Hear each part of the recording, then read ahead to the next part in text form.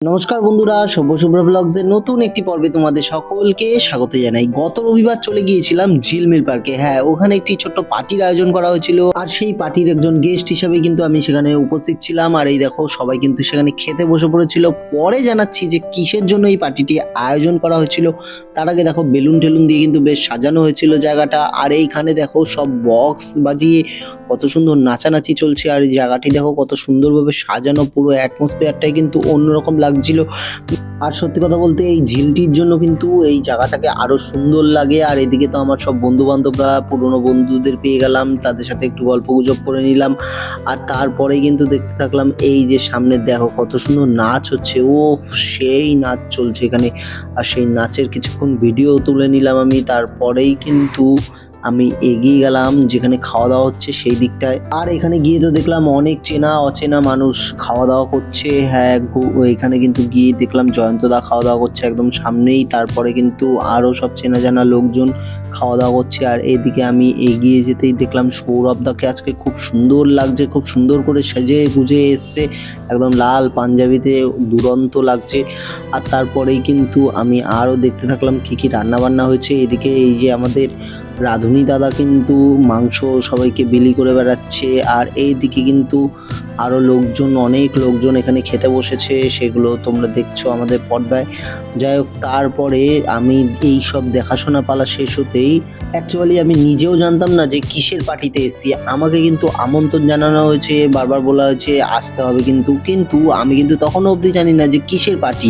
তারপরে যিনি আমাকে নিমন্ত্রণ করেছেন, হ্যাঁ, এই যে বাকুন্ডি বাবু, শুভ বাকুন্ডি, সে তাকেই কিন্তু একবার জিজ্ঞেস করে নিলাম যে এটা কিসের পার্টি দিয়েছো, সেটা তো অন্তত জানাও। তারপরেই তিনি আমাকে জানালেন যে আজকে তার জন্মদিন। আর আমি তখন মাথায় আসলো যে এই জন্যই এত বেলুন ঠেলুন দিয়ে, বেলুন গেট সাজিয়ে জায়গাটাকে একদম অন্যরকম করে তোলা হয়েছে। ওফ, শুভদার জন্মদিন বলে কথা।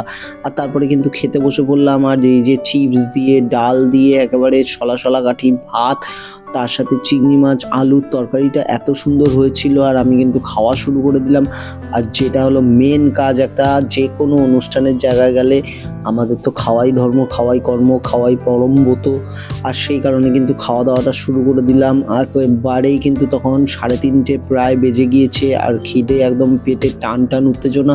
আর সেই খাওয়ারটা কিন্তু আমি একেবারে গপ শুরু করে দিলাম। আর এদিকে দেখো, তারপর কিন্তু ভাত, চিকেন কষা এসব একেবারে দিয়ে দিয়েছে। আর সেগুলো খুব সুন্দরভাবে খেয়ে নিলাম। আর অ্যাকচুয়ালি আমি যেহেতু মটনটা খুব একটা খাই না, তাই জন্য চিকেন পেলে কিন্তু আমি একদম দুর্দান্তভাবে খাবারটা সারি। সত্যি আমার মনের মতো জিনিস হলো এই মাংস, মুরগির মাংস।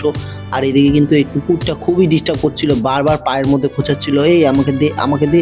আর বাধ্যতামূলক কিন্তু মাংসের হাড় থেকে শুরু করে যাই পাচ্ছিলাম ওকে দিচ্ছিলাম, আমিও খাচ্ছিলাম, ওকেও দিচ্ছিলাম। এইভাবে কিন্তু খাওয়া দাওয়া শেষ হয়ে গেল। আর শেষ পাতে তো একেবারে এরকম বড় বড় একটা মিষ্টি ছিলই, সেটা দিয়ে কিন্তু আজকের ভোজনটা শেষ করলাম।